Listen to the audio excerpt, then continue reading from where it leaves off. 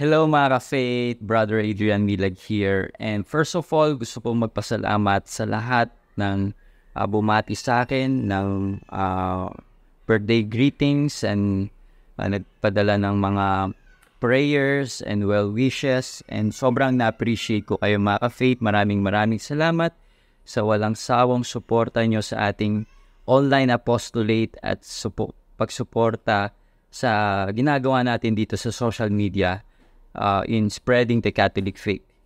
And today mga ka-faith, gusto ko lang gumawa ng video na to para i-share sa inyo yung aking magiging plano. Okay, kasi I think kailangan ko to sabihin sa inyo na kung napansin nyo itong month of August ay talagang humataw tayo ng matindi. Marami tayong na-invite, marami tayong na-interview, ginawang vlog, at sobra akong na-overwhelm sa mga blessing na yon.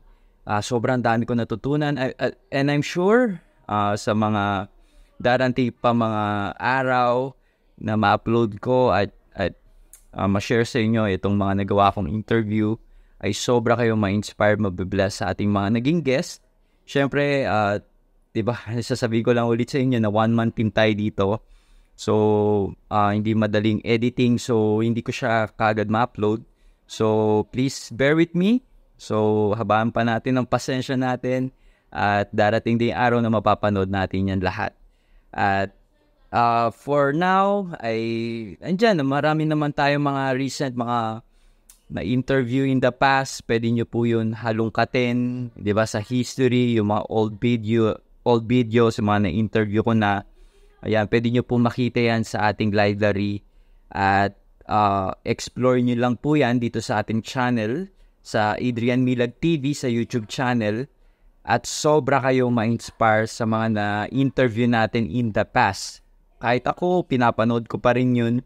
At grabe, nire-remind ako, na-inspire talaga ako at sobrang marami pa rin ako natututunan. Kahit ako na mismo yung nag-interview, kaya yun, na-encourage yun na balikan nyo yung mga nag-interview ko in the past. Ayan. And also mga ka-faith, yun yan. So, ang dami kong talaga hataw tayo this month of August. So, what I decided, actually nakita ko to sa isang content creator na fina-follow ko sa Think Media. So, kumbaga this from September 1 to September 10, I will be magkakaroon ako ng 10 days off. So, magkakaroon ako ng hiatus. Okay? So, bakit ko to gagawin? I need to receive so that I can give. Diba? So, itong 10 days na to will be my rest day, my hiatus. Talagang it's time for me to pray, to reflect. Ano pa yung mga kailangan kong gawin to improve myself or to reflect sa sarili mismo, sa sarili ko. Ano yung direction sa akin ni Lord for this past few months of 2023. Ayan, at siguro ito rin yung time for myself na, kasi this month of August talaga hataw. Siguro this will be more time to pray, to have time for my family, and to just rest in the presence of the Lord.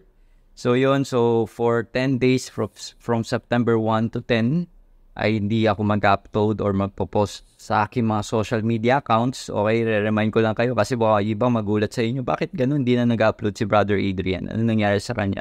So ngayon, kaya gumagawa ako ng video to share itong magiging plano ko from September 1 to September 10. Okay, so after that, actually, kailangan ko ng pause so that I can give more. Diba? I can share more and mas magkakaroon ako ng clear perspective about God. Ano yung ba yung gusto sa akin ni Lord na ipagawa for this sa mga darating pang mga panahon.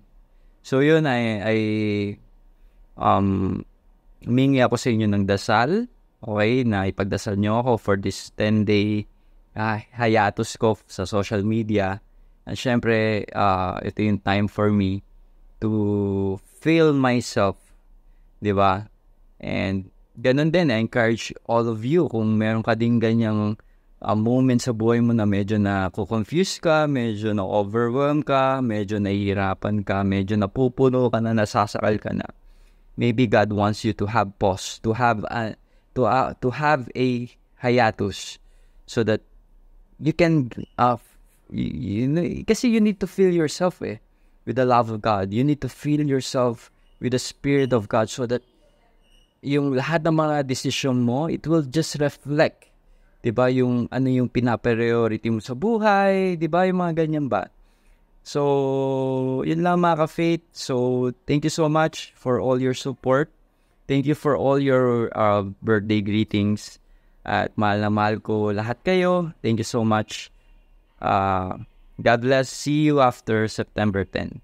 Bye-bye.